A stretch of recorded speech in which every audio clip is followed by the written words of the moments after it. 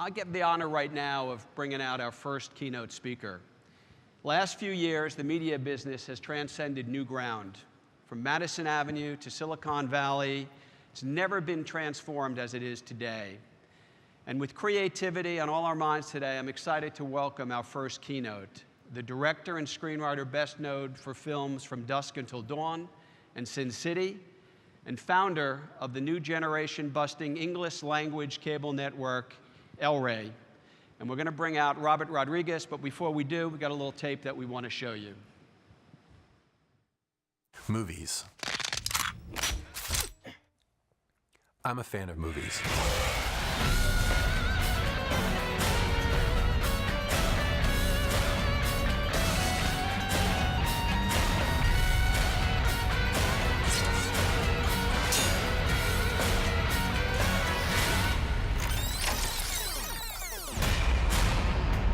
I started my film career with a movie called El Mariachi that I financed by selling my body to science. When you don't have a lot of money to pull something off, it's all about the idea. That's what audiences want, are great ideas. Machete. Have you ever killed anyone before? Iconic characters that are different from anything that you would see in any other movie. You know what this is? You pull the little trigger here. You want me to help you kill all these men? Yes, Padre. I'll see what I can do. Is that going on right now? I'm a very all-inclusive type filmmaker. Not because I'm a control freak, but because I'm a fun freak. Meet my wife.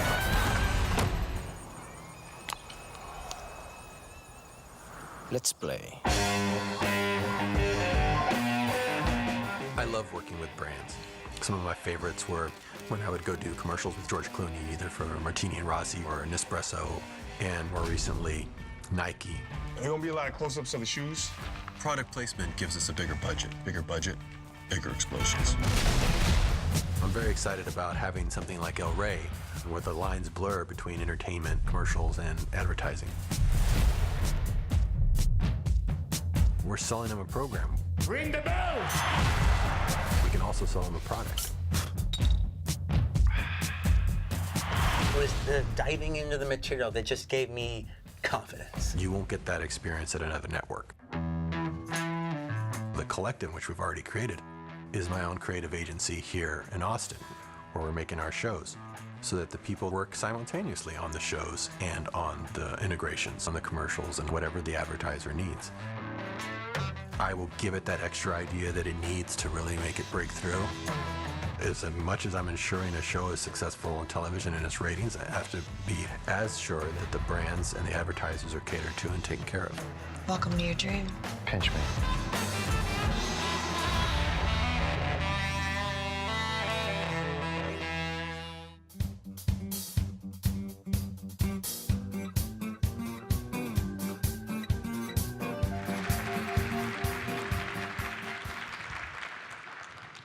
Good morning.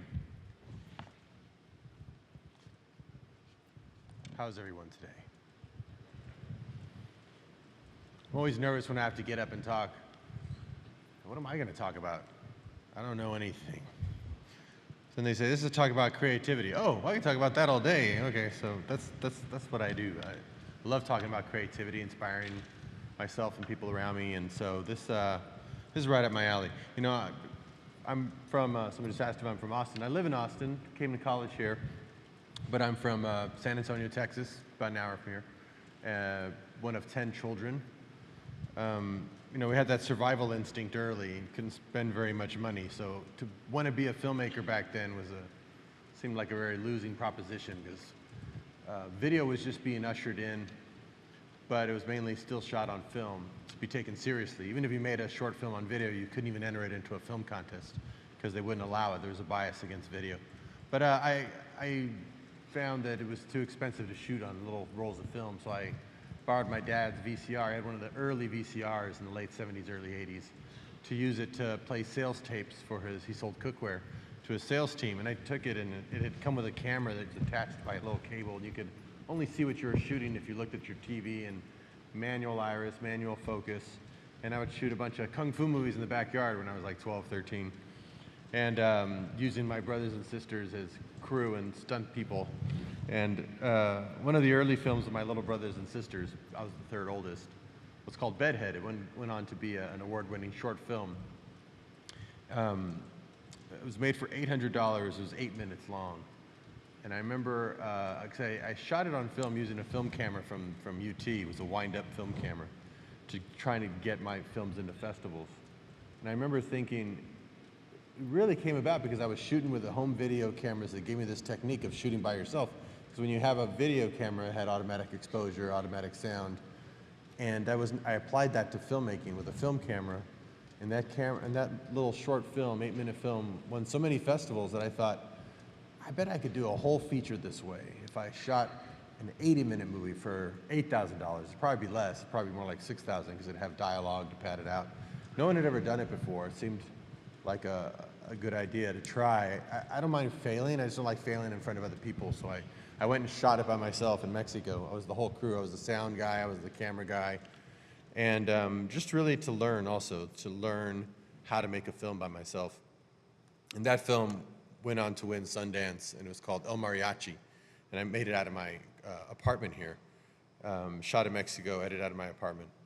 And most of my career is kind of like that sort of very naive curiosity, like, what if? Doesn't it seem like you could do this? Let me try it.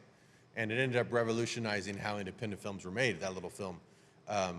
Even when it won at Sundance, I remember my acceptance speech saying, you're going to get a lot more submissions next year, because once people find out that this is the one that won, the one that cost no money and the guy who had no crew, everyone's going to pick up a camera and start making films. And of course, since then, every year after that, they were flooded with entries, and it became the birth of do-it-yourself filmmaking. And it was born out of the necessity of, I was Hispanic, I didn't know anybody, I had no money. So why not make a Hispanic film for this new, growing population of moviegoers, and innovative way of shooting with no money. And that sort of naive curiosity and experimentation is kind of what kept me here in Austin. I was very invigorated by this thought that I didn't have to move to Hollywood, that I could just, between FedEx and a direct flight to LA, no one would know I wasn't even living there. So I decided to put my roots here, built up a studio system here. I had my own studio using the old airport hangars, and made one movie after another, here in Austin. My first big movie experience after El Mariachi was a movie called Desperado. I don't know if anyone ever seen that before, but I was shocked to find that there weren't any Latin actors in Hollywood when I went to write it, because I was Hispanic American. I was anytime you write something, you kind of write in your own image just by accident. And so I had a script that had a Hispanic lead because it was a sequel to Mariachi. And back at that time, this is in the mid-90s, there was just no Latin actors working. So I thought, I'm in trouble if every movie I write is going to be in this identity and there's nobody to put in it. So I had to create my own stars. I cast Danny Trejo. I brought Cheech out of retirement. I brought Antonio Banderas from Europe. I discovered Salma Hayek. So I thought if I could just break the trend by just featuring someone, then the next movie it'll be easier because I can say, oh, well, they were already in a film, they were in Desperado. And it kind of put me on this path of making very popular films that had a more diverse cast. It was very new thinking back then. But even on a movie like Spy Kids, I remember it was funny, I turned my script in, this shows how new this was. I turned my script into the studio, and it's based on my family. My family was a family of 10 kids, so I wanted to make a movie about that experience, but I thought, I don't want to bore people just talking about my family, so I'll make them spies. That way it's got some action and intrigue, but it still tells my family story. My uncle was a FBI agent. He brought down 2 top 10 criminals in the US, the only agent to ever do that, so I named the character after him, that Antonio plays, a spy character.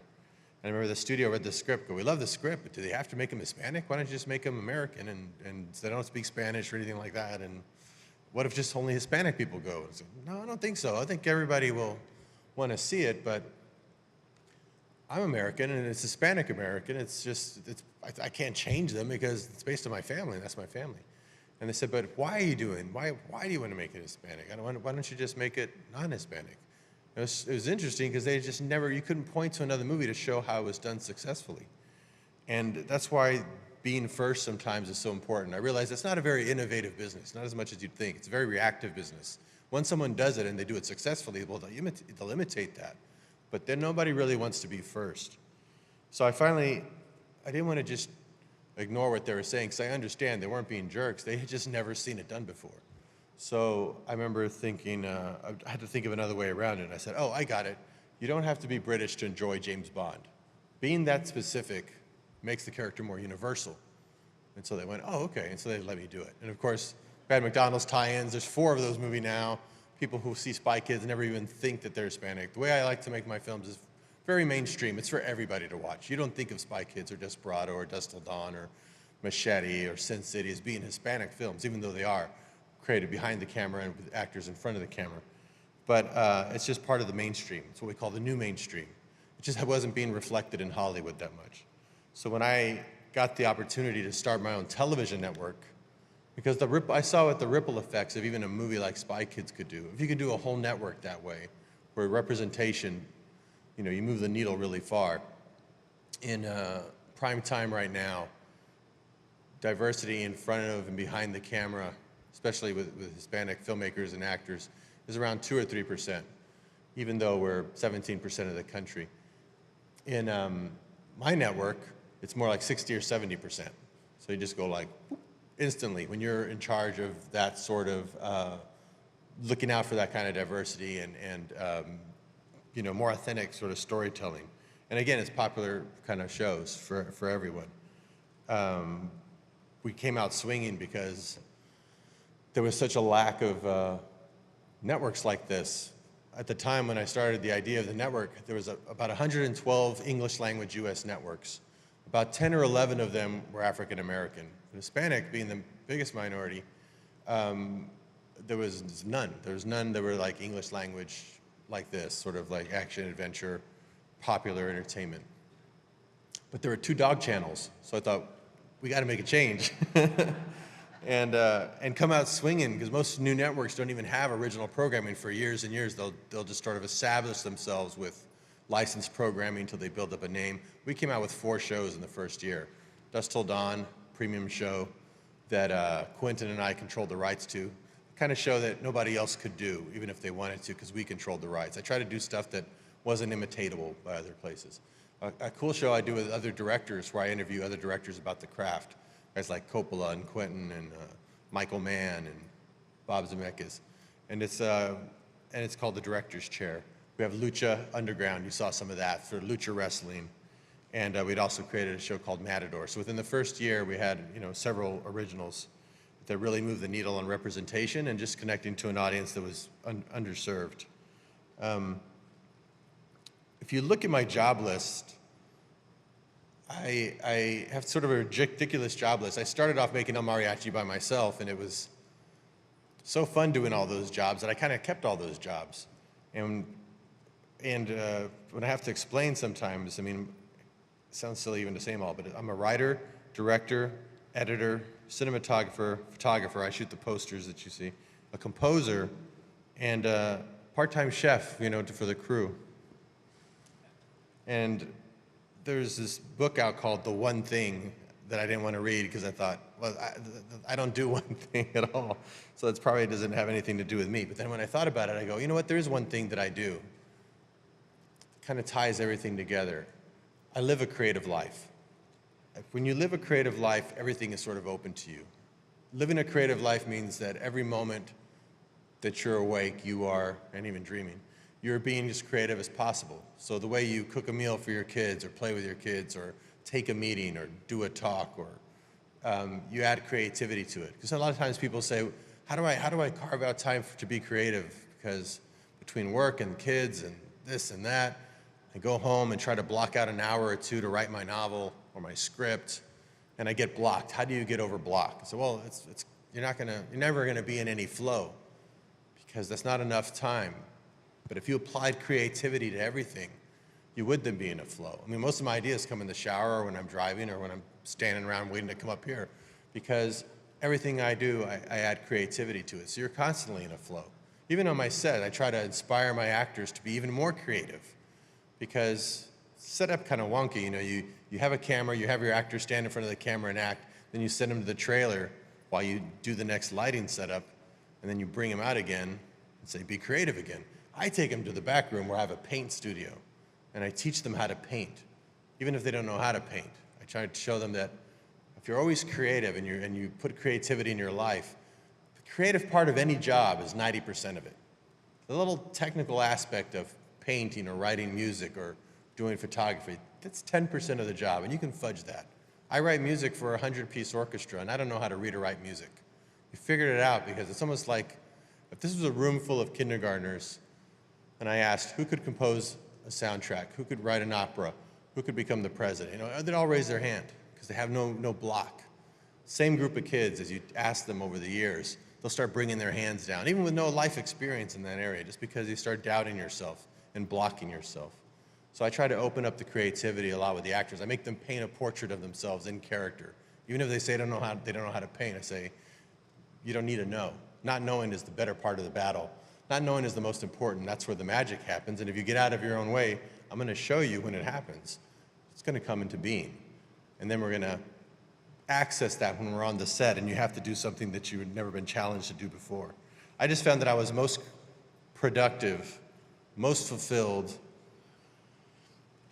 and just most creative when I was being creative. So I thought I would just do that my whole time. So instead of living in that 10%, worrying about that 10%, I concentrated on the 90%, the thing that I did know. It's kind of why I keep doing all those jobs. You know, people say, you sure work a lot, you work nonstop. I changed the word work to play a long time ago. I've never worked a day in my life. I play a lot. I just want to keep my hands up. So, I don't know how much time I have in here. Oh, I still got a minute left. Okay, good. So my suggestion is to just play all day. Play as much as you can. And don't fear failure. You know, people tend to think that, oh, but if I try that, I'll fail. I could see that even with the actors who are so creative. You'd think they were already using their full capacity of creativity to act. But I would see them like have some fear when they were doing it. They would go, but what if I mess up? It's like, there's no messing up. I mean, so it's going to be what it is. Failure isn't bad. I subscribe to the Winston Churchill quote of, you know, failure is good. You know, success is moving from one failure to the next with great enthusiasm. When I talk about failure with these filmmakers in my director's chair, I asked Francis Coppola about that. I was telling him how your biggest successes sometimes come from your failures. So you should keep putting yourself out there creatively. Because you'll stumble, but you'll also stumble upon. You'll stumble upon an idea no one else ever came up with. And he said, yeah, failure isn't bad. Failure isn't always durable. Remember, the things they fire you for when you're younger are the same things they give you lifetime achievement awards when you're older. So, welcome to this conference, and I hope you all fail miserably.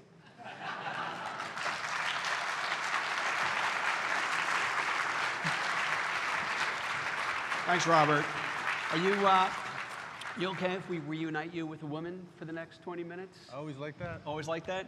There's a lady from The Hollywood Reporter, Stacey Wilson Hunt, who did a wonderful article on Robert back in September. And she's going to spend the next 15, 20 minutes doing a nice Q&A with you, learn a bit more. So Stacey, why don't you come on out and welcome. Hello.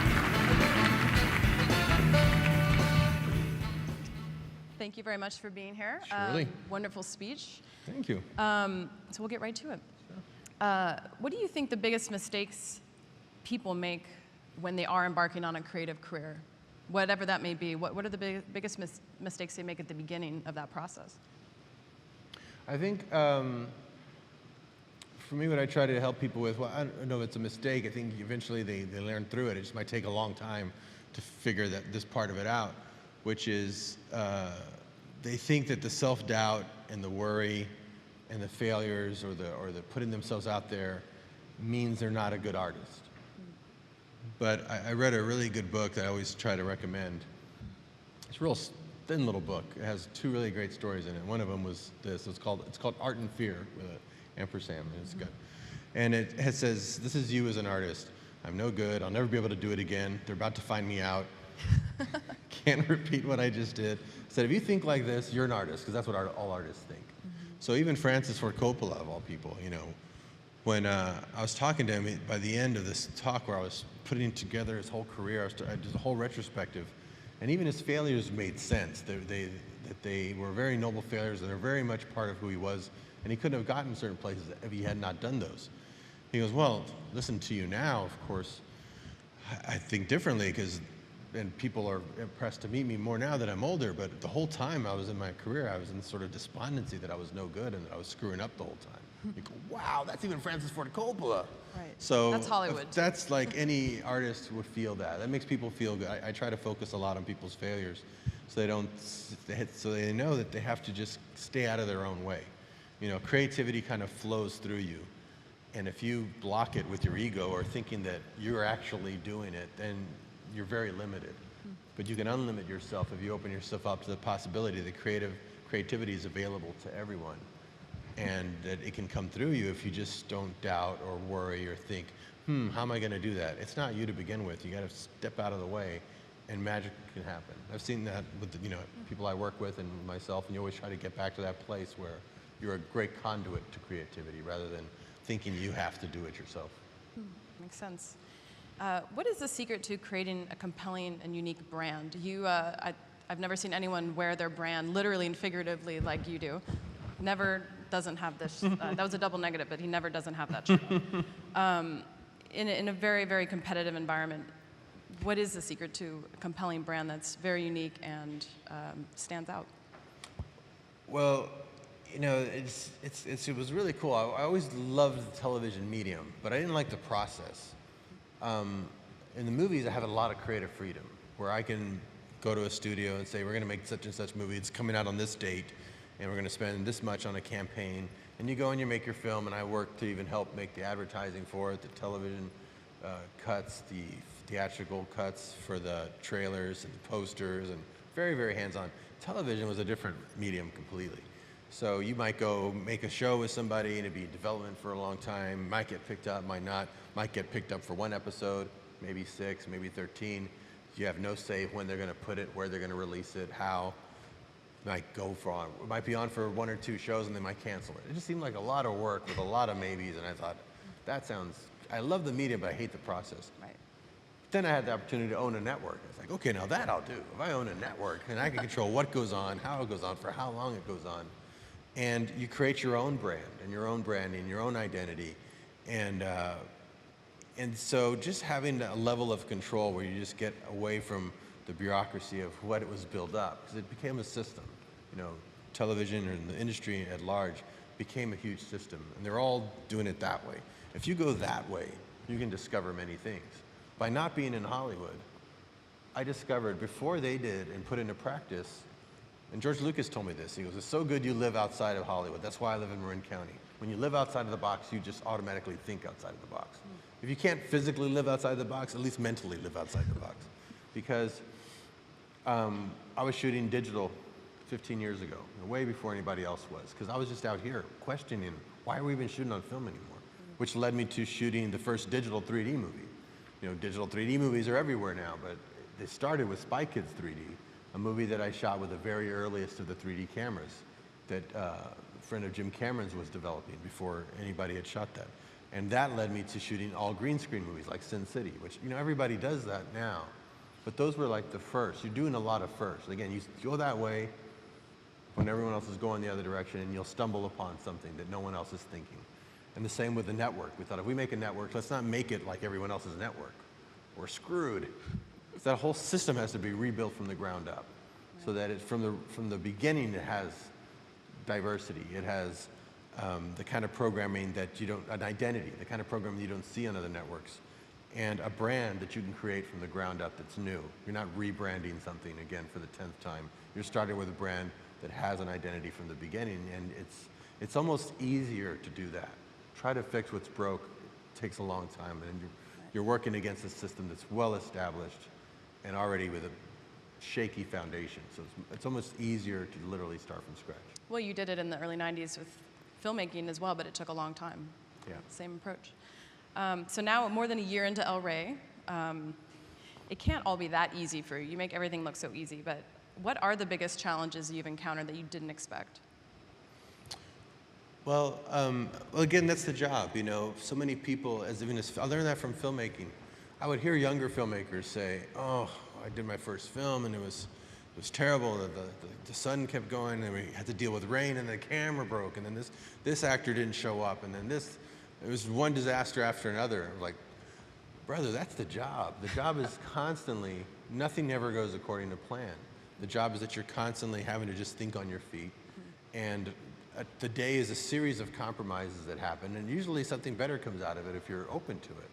Some of the favorite moments in my films were when people would come up and say, "I love this part of your movie." And I go, "Oh, that's because we had lost the sun and we didn't have the prop we're supposed to need, so we grabbed the fish or we used that instead," and that became the moment everybody talks about. So I try to actually on purpose keep my budgets and my schedules really low, so that we never have enough time, we never have enough money. We're always having to use creativity to solve our problems, because that's the juice that people recognize, because people are imperfect and they respond more to imperfect art because it's more relatable. You can bust your head against the wall trying to make something perfect. You'll never get there. It'll never be perfect anyway. And if it did, no one would relate to it because people aren't perfect. They kind of respond to those things that have the life to them. So I thought I can make a bunch of mistakes if I just set it up that way. So, you know, I try to do that, you know, in my movies, and I try to do that just in the industry at large, you know, and with El Rey. It's like, let's make a solid plan. So in case none of us are inspired on the day, we have something we can do that will work. But if we're counting on that, you know, we're not taking advantage of all the happy accidents that can happen. It's really just how you look at it. You know, I never call them problems, I always call them challenges, because that's what the challenges are. And they usually spark really creative solutions that make things better. So for the network, it was a matter of no one had ever done that before. Started a network and put out an original show. But I wanted to start off right away to make up for lost time with an original show that really moved the needle as far as diversity went, and a show no one had seen before at a quality level that was really high and competitive with everyone else. And you could have just done one, but we did four. Right. And even Oprah didn't do original scripted programming the first year of her network. Or AMC took 20 years before they made their first show, before they made their first original show. So to come out swinging in the first year was really unheard of. But I knew we would learn a lot. Said, like, by doing that, we're going to learn a lot of things that we didn't know, you know, day one, by the end of the first year.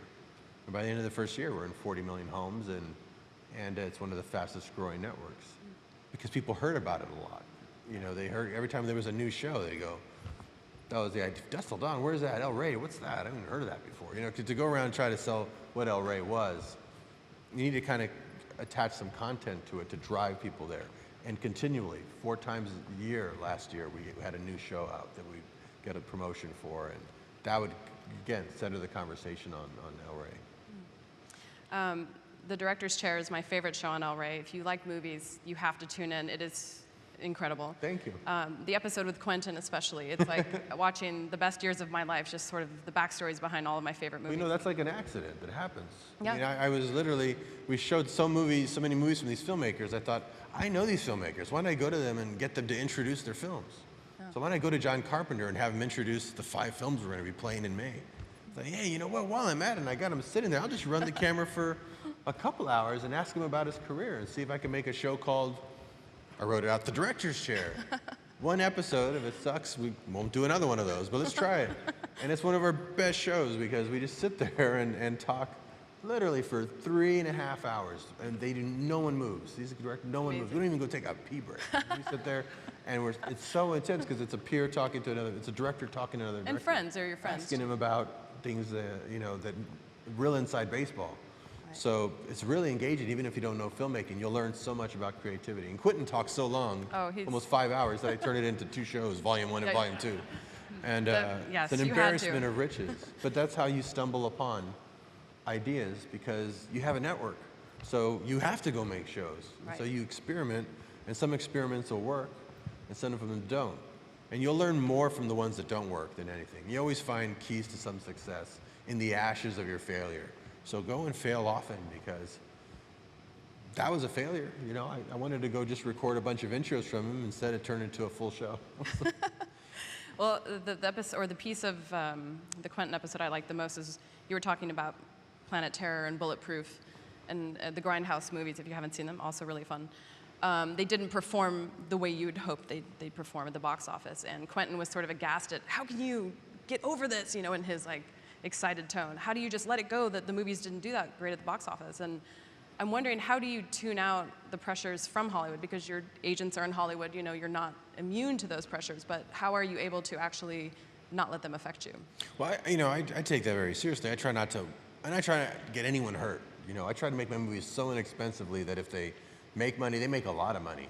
And if they lose money, if they bomb, they'll still make enough money to kind of cover costs. So no one ever really gets hurt. That's why I've stayed in the business so long.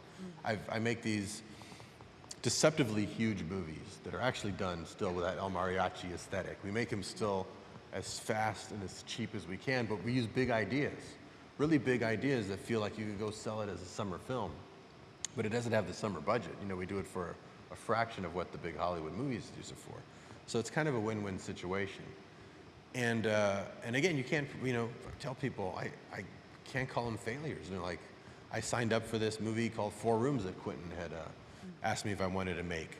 He said, this was from 95, 96. Hey, we're gonna do an anthology movie. Do you wanna do one with me? It's gonna be me and 3 other directors. You're gonna be one of the directors. And it's gotta take place on New Year's in a hotel room, and you have to use the bellhop somehow. You can write whatever you want and direct whatever you want. So my hand went up right away, instinctually.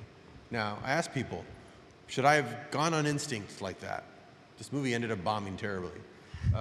Or should I have just been a little more studied and researched the fact that anthologies never do well. In fact, they always bomb really bad, even if you have Scorsese and Coppola and Woody Allen doing one, like they did one called New York Stories. Right. But no, my hand went up. Do you think I should have been more studied in my answer? I say no, I think you should go with your instinct, because your instinct knows more than you. The movie failed miserably. No one saw it. I saw it. It was good. It's not bad, but in the ashes of any failure, you find the keys to success. And that one I see too. On the set of that movie, because it was New Year's, Antonio Banderas is in it. He has a little Mexican son. The best actress I can find was an Asian American girl, so I chose an Asian actress to play the mother, so they would look like a real family. And they're all dressed up because it's New Year's, and they're tuxedos. The kids are dressed up to the nines, and then I said, wow, Antonio and the wife, they look like this really cool international spy couple. What if they were spies, and these 2 little kids who were barely tie their shoes didn't know and had to go save them when they get captured?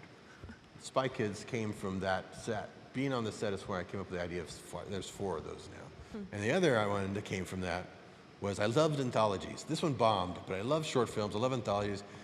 I bet I could do it again if I do it differently. Not 4 different directors, 1 director, not 4 stories, 3. It's kind of like a 3-act structure. Why on earth would I try making another anthology after I know they bomb, after I just did one?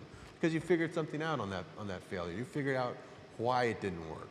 And the next one I did, there was an anthology, was Sin City, which was one of my biggest movies. So always, go for the failure. And with Grindhouse was a cool concept, drive-in movies, but not many people are going to want to go sit through 2 movies this day and age. But those who did really loved the experience. We got great reviews, but better than that, I did a fake trailer at the very beginning of that movie called Machete. I remember, yeah. And people loved that fake trailer so much. For years, they were clamoring for it. It was a direct result of the failure of Grindhouse. And 5 years later, we made a Machete. We made a Machete 2, and then it was the biggest Super Bowl ad this year was Machete in the Snickers ad with a Brady Bunch. Yes. So you've become you've created a pop cultural icon. I think last year there was a poll on toughest action heroes in movies ever, and Machete won by 40%, beating Clint Eastwood, Rambo, all those guys. Wow. And it came directly from the ashes of that failure of an experimental film, because it was the one little idea you had there at the beginning. It was a throwaway idea. You never know where you're going to find that little golden nugget or that little key. So you just got to keep moving forward. You can't predict that. You have to just keep following your instinct. It may not go the way you want, because it's probably going to go a better way. What can Madison Avenue learn from Hollywood and vice versa? I would say content is first. First and foremost, people don't really want to be sold something. They want to be entertained, and they will they will learn from, they will watch something and then want to connect with that brand. What that brand makes them feel a certain way. A lot of it is just making sure you're creating, great content. I'd like to know what you think the advertising business gets right and wrong about Latinos living in America. Obviously, El Rey was a very focused concept. The advertising is very focused as well. What do you think the business is sort of missing or doing well on that front? Well, I think, just again, the representation, like seeing Machete in that Snickers ad. It's not just that you're putting a Hispanic in there, you're entertaining people in a way that makes them want to share it and enjoy it.